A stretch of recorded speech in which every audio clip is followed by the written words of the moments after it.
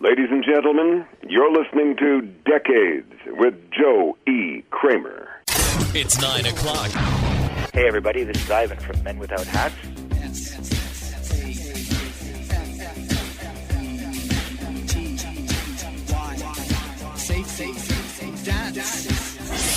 Hi everyone, this is Russell Hitchcock of Air Supply. I'm all out of love. I'm so lost without you. I know you were right, believing for so long. Hey everybody, it's Robert Mason from War. Heaven isn't too far away. Closer to it ever became.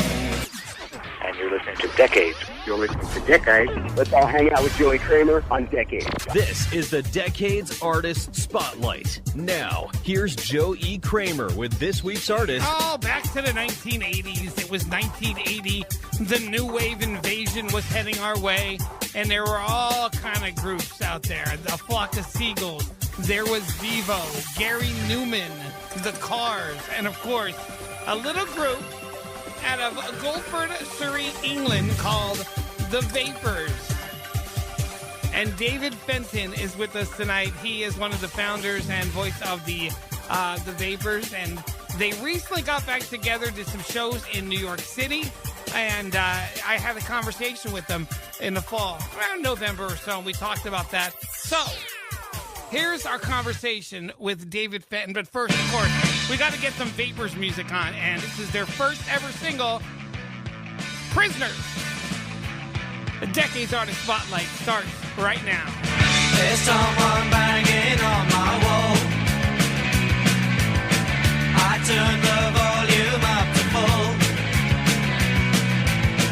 I don't know who it is or why they don't like me. I don't feel safe in this street. There's something nagging in my head. I turn my body out of bed. I pull the curtains on another brand new day. Mrs. Jones and friend just look away. I'm prisoner number one. I won't get parole 'cause I carry a gun. I'm prisoner number one. I'm prisoner number one. We're all prisoners. We're all prisoners. We're all prisoners here. Last thing I remember Tuesday night is three white wonders waiting for a fight. Mrs. Jones walked past me as I lay there on our street. She knows I'm a black boy underneath. I'm prisoner number one. I won't get parole 'cause I carry a gun. Prisoner number one. I'm prisoner number one. We're all prisoners. We're all prisoners. We're all prisoners here. We're all prisoners, always caught in the life and death of each other's thoughts. I'm prisoner number one. Oh, prisoner number one. Oh, prisoner number one. Oh, prisoner number one. I'm prisoner number one. I won't get parole 'cause I carry a gun. Oh, prisoner number one. Oh, prisoner number one. We're all prisoners. We're all prisoners. We're all prisoners here. Oh,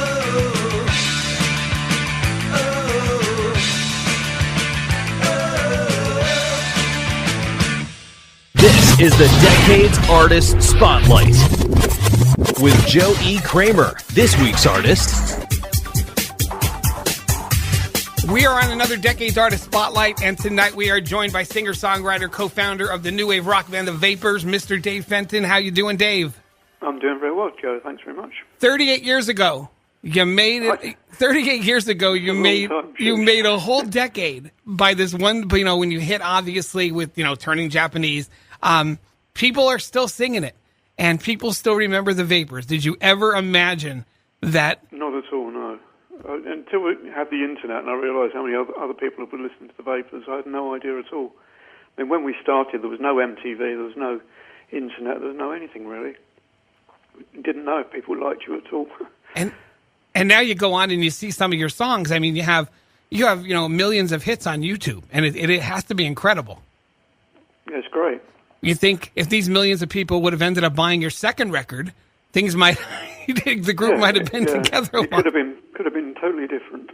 And that's the thing. You were only together for a few years. You recorded the 2 albums, Nuclear Days and Magnets, both of which, if people ever buy these albums, they don't all sound like, what we heard on the radio. The second one obviously was a little more pop, but Nuclear Days was a pretty good new wave album, especially, when it was becoming very big, especially here in the States.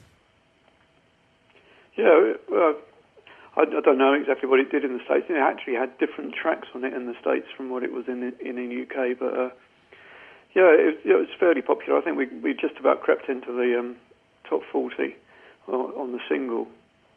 Yeah, I don't know where we got to with the album, but it sold all right. Nuclear Days was actually almost a top 40 album in the States here. Oh, and I didn't know. And know that. I have the Vapors album. The States version has the song Prisoners on it, which came out. That's right, yeah. It was your first song in 1979, which... Yeah, the English version had a song called America on it, which got left off by the American record company for some reason. Yeah, it's kind of odd. Why would they leave a song like that says America? I don't know. We'll be playing it when we come over to New York so people can get to hear it. Unbelievable. And there was, there wasn't just, you had Turning Japanese, which was obviously your big signature hit, but you had songs like News at 10, Waiting for the Weekend, got some airplay. Song that I play on my show right now, and you might find it odd, it was from your second album. The song was called Spiders. It was something so different that when I do my playlist for my show, I like to do a lot of different stuff, and it's a song that I've actually played on my show more than your big hits. Really? Yeah, well, it was great fun making Spiders because we got backwards guitar and all sorts of things on there that we enjoyed messing about with. We didn't get much chance to experiment in the studio until the second album. What is the thing? You made the 2 albums. The first album, was that a very quick thing that you had to put together? Well, let's say all the songs were ready and we've been playing them for a while, so there was nothing really new on the album. It was all stuff we've been playing for a few months, or if not years. And, it's like anyone with their first album. You've got all the songs you've ever written up to that point that you can choose from. So we had more than enough songs to cover the first album. So the turnaround, when you did your second album, I guess there was a pretty quick turnaround because you had a hit, and I'm imagining that the record label probably wanted you to get a second album out there. Yeah, it was difficult because we were touring so much. We didn't spend much time in the UK at all, really, and then suddenly the record company turned around and say, well, where's the next album? And we go, So, while we were touring, we were practicing, trying stuff out during sound checks, trying out new tunes and writing as we were touring. And I hear that a lot. Second albums by bands are always done on the road. And it always seems, I hear the same story, that it never lived up to what they wanted to do because they didn't have time to sit down and actually, think about these songs and try them out. Yeah, that's the same with us, yeah. And did you play the song? I guess you might have done this. Some of the new songs you were writing, did you ever try those out in concert before you put them onto Magnets? Yeah, if they got good enough, if we were happy with them, then we'd play them live. Yeah, definitely. Well, there's 1 or 2 songs we used to play live that never actually got on an album. There's a song called Secret Noise that, frankly, we used to start most of the sets with. Every time we play, we'd usually start with that because it's a nice, fast up-tempo track. But we never actually released it. We tried recording it in the studio, and it came out a bit too fast, so we didn't put it on the first album. It never made it to the second album, so it's still unreleased, as it were. Still out there. Even though all our fans know it because we play it every time we play. Now, one of the... I saw that earlier in your career, which one of my favorite bands, especially in the early 80s, was The Jam, and you were able to open up for them as you were their opener. That was really coincidental that when we were playing a small gig near Guildford, where we came from, there was only about 20 people there, but one of them was Bruce Foxton, the bass player with The Jam. And he said, I really like you guys. Do you want to do some supports on our jam tour in next spring. This was spring of 1979. So we said yes, and he was good as his word and gave us a couple of support slots with the Jam. So that's how it started, and that's where John Weller saw us as well, because he was the Jam's manager, and John and Bruce together offered to manage us. So that was a real big, boost from playing to, in a pub of 20 people, one of whom was Bruce Foxton. He really made things happen for us, along with John Weller. And did your life seem to change a lot when, Turning Japanese became a worldwide hit? Did you see things changing? Because you were on Top of the Pops in America. Well, in America, you were on Solid Gold. Only in terms of what we've just been speaking about, that everything just got hectic. We were out touring more, away more. We were number one in Australia, I don't know if you know that, but we went out there to tour, for about a month, I think. And then fitted America in on the way back because we were flying over it. We thought we might as well drop in and do a few gigs there because we hadn't planned to release anything. But the single started selling on import in New York, and that changed the record company's mind, really. So everything started kicking off then, early 80. And yeah, it was strange. I mean, the first time ever that my radio alarm woke me up with my own song was just amazing. I think, what do you think? The world is just so small when that sort of thing happens. And you were on, I know in the UK, you have Top of the Pops. Here we had American Bandstand, and we had another show called Solid Gold. And I think when you were on it, it's on your Facebook page, Dionne Warwick was the host. When you look back, it was a very cheesy show, but I kind of miss those shows from the 80s. It was good. I mean, it's great. I only recently saw that again. Somebody's put it on one of the Vapors websites. It's a miracle what the internet shows us. Yeah, it is. It's amazing what gets thrown up. Stuff we've forgotten about completely. So you have this massive hit, you have 2 albums, and then you walk away. And I guess the question is, why did you decide, 2 albums are done, and now I'm going to walk away from this? There's a number of reasons. Everything went really well for us in 1979-80. But then, we had a year that everything went horribly wrong. The record company we'd signed up to, United Artists, had a great roster of bands you would have heard of, like the Buzzcocks and the Stranglers. Right. They got bought out by EMI, and it was a bit like joining the civil service. You could walk into United Artists and talk to the managing director and, have a chat and sort your problems out. Open door policy. Going to EMI, it was like joining the civil service, like I said. You had to make appointments. We walked in there the first day. That the follow-up to Turn Japanese was due out, the news at 10. And the day it was due for release, we went in to see our A&R man and see what was going on, how it was picking up in the shops and all that stuff. And he didn't even know it had been released. He had no idea. So, it's all very well, but EMI were only really interested in EMI bands like Duran Duran, Kate Bush, and all the famous ones, Beatles, etc. They inherited us and had nothing to do with us. So they weren't the people that signed us. The people that signed us got made redundant. So that was the first thing that went wrong. Then John and Bruce decided that they were in France doing a European tour, and we were in New York, and they couldn't look after us. The strange thing was that the first number one they had was the same week that we had number 3 in the UK chart. Right. So suddenly everything got frantically busy, and everyone was in different parts of the world, and we had no management effectively. So we lost our management, we lost our record company. It just went, as I say, it just went horribly wrong. It's odd. I hear that a lot. You have a song that's popular, and the record company isn't essentially getting behind the song anymore. No, it wasn't. So when the second album, the people that were working at EMI inherited us and didn't necessarily like us. So it's safe to say the Magnets got 0 promotion.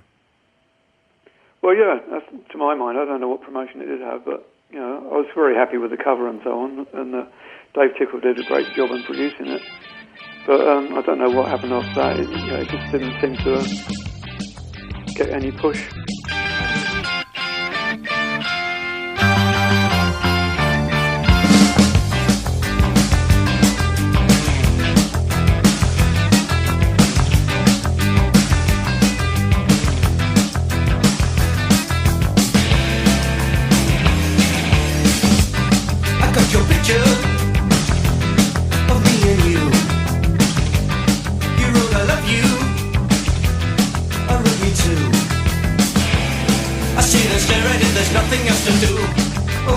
color. Your hair is brown. Your eyes are hazel and soft as clouds. I often kiss you when there's no one else around.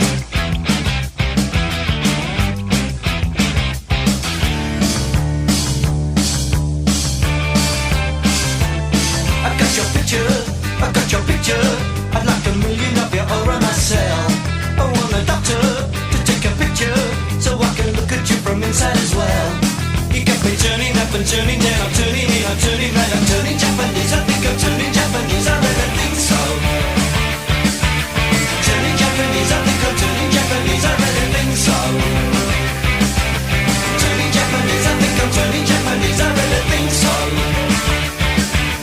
Turning Japanese, I think I'm turning Japanese, I really think so.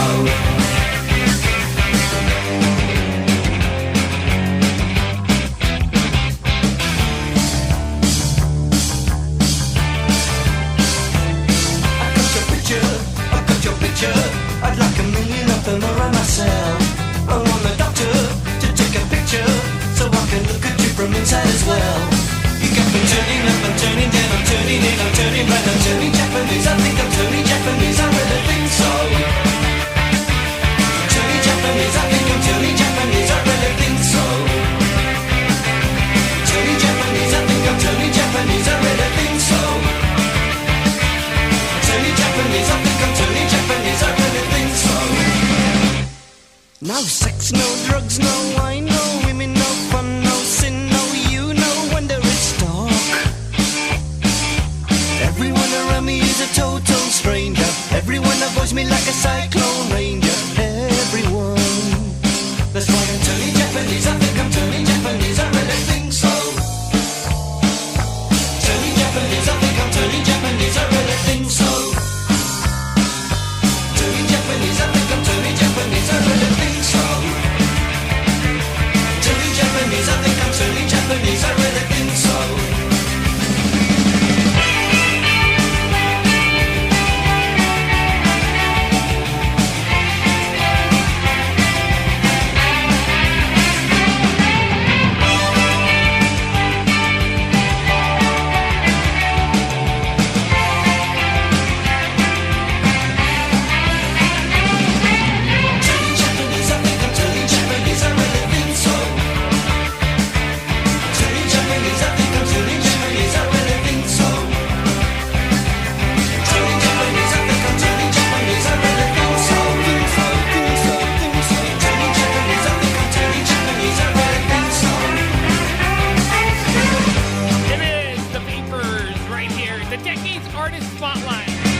This week's Decades Artist Spotlight continues. Now, here's Joe E. Kramer with this week's artist. We are on a Decades Artist Spotlight this week. David Fenton, creator of The Vapors. And, of course, their big one you just heard, Turning Japanese. That's the song that took MTV by storm back in the 1980s. Ironically, it wasn't a huge hit. It only hit number 36 here in the States, but it's one of those songs that just grew bigger than the decade. And to this day, everybody recognizes Turning Japanese as a song that defines the 1980s when you hear it. Those first opening riffs of the synthesizer, we know exactly what it is. We're going to get back to our second part of our interview with David Fenton from The Vapors, talk about what's going on now, and of course the concerts that were scheduled this fall. That and more. It is the Decades Artist Spotlight right here. Decades on the River, 105 and 103.5 around the world at decadeswithjoekramer.com. Hang on. This is the Decades Artist Spotlight. Northeast PA's The River.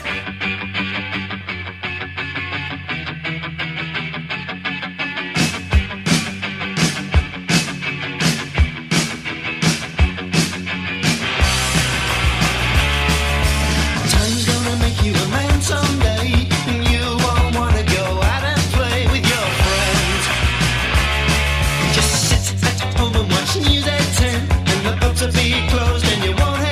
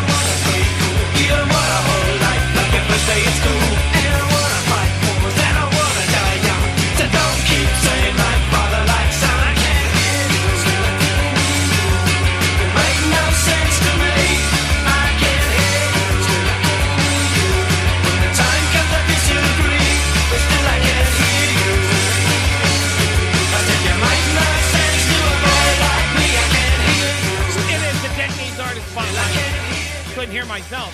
He can't hear him, I can't hear myself. It's the Vapors on the Decades Artist Spotlight. This week's Decades Artist Spotlight continues. Now, here's Joe E. Kramer with this week's artist. Maybe it's old age. Maybe the hearing's gone. Swear I couldn't hear myself in my headphones.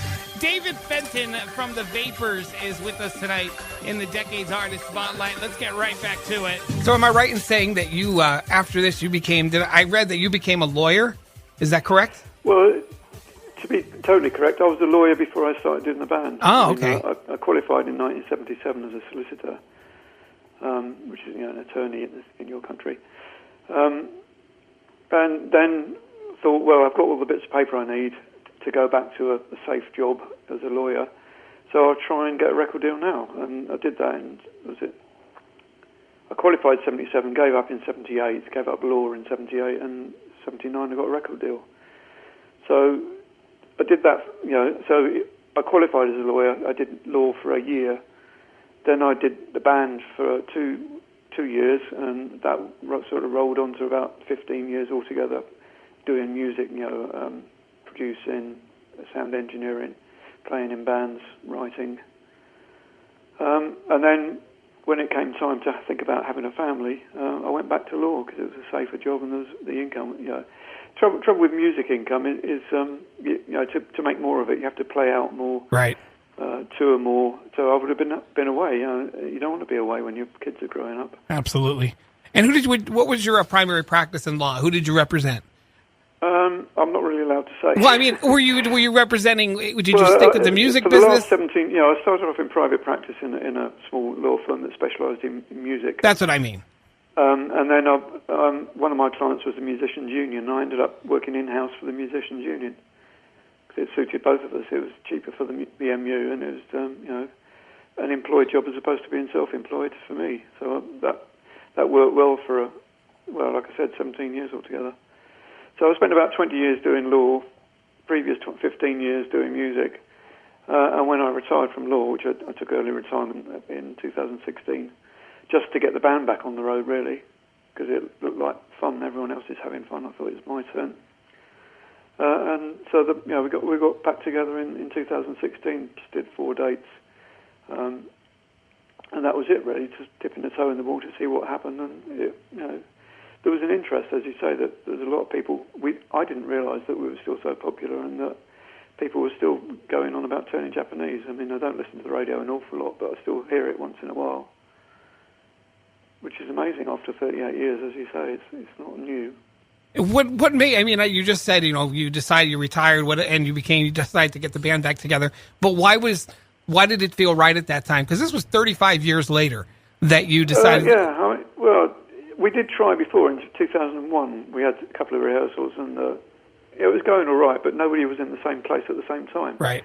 I mean, Ed makes TV films, and he was working for the BBC at the time, doing holiday programs. He was always abroad, so we couldn't actually get around to rehearse very much. So that put the kibosh on it first time round. Second time round, we still got the same problem with Ed in terms of he's working a lot of the time making TV films. But as long as we play weekends, you can usually fit it in. So we try and we're a weekend band, really. So when you strapped it all on and you were ready to go, did you say, "Oh my God, now I got to learn these songs again," or did you remember everything? It took me most of 2016 to do that. I mean, some of them came back quite easily, especially the lyrics and the tunes. Others, I really had to, dig into the tapes and have a good listen to what I was playing, because I couldn't even remember how I played it or what I was playing. It's not just about reading. It did take me most of 2016 to get up to speed again. It's not just about reading music, which I'm assuming that doesn't even. A lot of bands don't even have sheet music and stuff. They're doing this. No, we don't. On the fly. So I could get a lyric sheet out. Well, in fact, you just go on the internet and get lyric sheets. And some of them tell you, which chord goes with the tune, but some of it I couldn't work out because I was using odd chords. Some of it I actually couldn't work out for quite a while. So you're back in this. Go ahead. Even though I was listening to it, I couldn't work out how I'd played it. So there was a lot of homework to do. Obviously. So you're back in the States. You got a couple sold out shows at the Mercury Lounge. Yep. that's got to surprise you after all these years. I mean, you're selling out. Well, what surprised us was the American fans were seeing all this stuff going on in England and seeing videos of us playing here, and kept saying, when you coming over, when you coming over? And we just kept saying, well, we can't afford it, we can't afford it. So they got one of these crowdfunding things together, and the American fans and some of the British fans effectively paid for us to go to America. And the response has been great. Visas are jolly expensive, and you got flights and hotels, equipment hire, etc., etc. It mounts up, and it's difficult to get, to come away with a profit unless you've got a promoter there that's willing to, help out. Which we did, we didn't in the first place, but then one of our fans stepped forward and did everything to help us get sorted out. So we got the visas in July now. It took ages, it took months. I think we started in January. So you got these three... It took ages to get everything together, but we have got it all together now, including flights and hotels and you name it, and we'll be there. And you got these dates in New York. I see that after that you're going to the UK. Any plans of coming back to the States after that? Again, I know the expense. It's all down to the money. Right. It's just so expensive, and the visas cost a fortune. Right. I don't think it's like that for American artists coming to play in the UK. I don't think they have to pay half as much as we do to come and play in the US. I hear that all the time. It's odd enough is I just got a promotional video from someone who sets me up with different interviews and everything. He sent me a promotional video of a new tour called Lost 80s Live, and they show a ton of bands that I'll be performing on, and the Vapors were actually in the promotional video. Now, did you know anything about that? Is there any... yeah, that's American, Canadian, and South America as well, I think. Yeah, we said we'd do that if it all comes together. If it comes together, it's a phenomenal show because That'll be August, September next year, 2019. 2019. It's got a phenomenal lineup. I mean, but I think you only get to play about 3 songs right. each. So whether that will suit the fans or not, I don't know. Well, they did you can guess which songs we'll be playing probably. You think Retro Futura did a thing like that too, and they only each band I think did 4 songs, 5 songs, and then the quote headliner did like 6 songs. So I imagine that's what it would be about. Now, one more. I know you got limited time. You're in rehearsals. I guess the last question I got to ask you is, it's been all these years. Do you have new songs that you would somewhat... Yeah. Music has changed. So now, would you ever think of releasing a single, an album? Yes, we would. Yes, we have got new songs. We do play them live. You can see some of them on YouTube when people get around to filming them on their cameras, on their phones. And you have no problem with that, right? You want... Because it's promotion. No, yeah, it's all good promotion for us. So is there any talks of... So, yeah, we got loads of new songs. You'll hear some of them if you come to the New York Mercury Lounge gigs. That's the difficulty we've got, actually. We've got so many songs, I don't know whether people want to hear the old ones or the new ones or a bit of both. Or... Well, it's a good problem to have. Somebody by not playing something they want to hear. So. My question is, though, are you going to actually think of releasing them like as a formal... Well, yeah. Again, we need the money for recording. Everything comes down to that nowadays, and now it all comes down to money. Yeah. And now we can't get studio time free, so we have to pay for it. But the good thing is, a lot of stuff could be done like on a laptop computer nowadays. People could be all over the world, and you can mix everything together. We've done a few demos with the drums laid down in the studio, and then take the tapes away, put them on the computer, and try adding to them. So we're still working through that. We've only done our first 6 demos so far. Fantastic, Dave. We're on a Decades Artist Spotlight. We're here with Dave Fenton. I know you're in rehearsals for your New York shows. He, of course, is the vocalist of the Vapors. Hopefully, you get out and see them, and hopefully we hear something new from the Vapors in the future. Dave, it's been fantastic talking to you. I do appreciate it. And you. Lovely speaking to you, Joe. Hi, this is David Fenton from the Vapors, and I'm on Decades with Joey Kramer.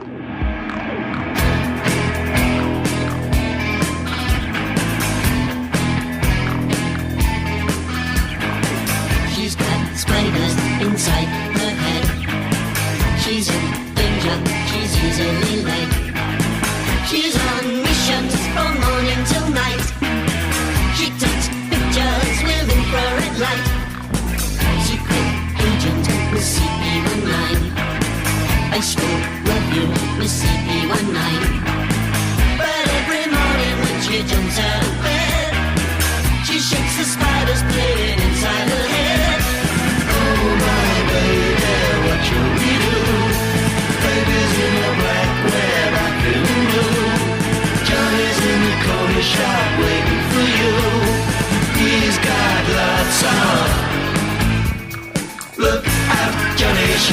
spiders inside her head. She can't control her baby spiders. She wants them dead. She's got radar, remote control. She's got TV in every home. She's got cameras behind her eyes. She's warm and dangerous in every disguise. Oh my baby, what shall we do? Baby's in a black web, I'm feeling blue. Johnny's in the corner shop waiting for you. He's got lots of... Look out, Johnny, she's got spiders around the door.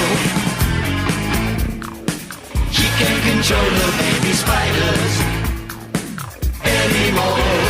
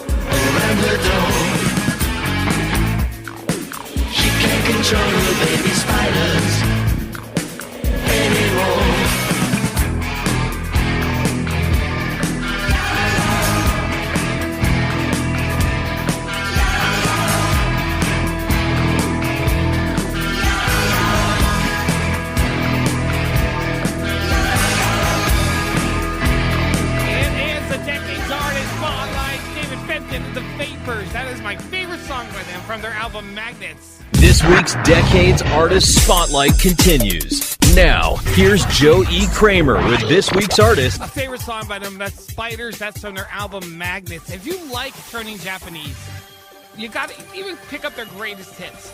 Their album Nuclear Days and Magnets are sold together. I think it's like $9 for the two of them. And these are the bands, unlike some of the bands that are making millions upon millions of dollars, these are the bands that are still, you know, like he said, it all comes down to money, whether they can play shows in the United States. It's very expensive over here, and it's huge to tour the States. But hopefully we will see the Vapors back in the States very soon. And like he said, maybe some new music. We'll find out. And of course, you'll hear it right here on the Decades Artist Spotlight.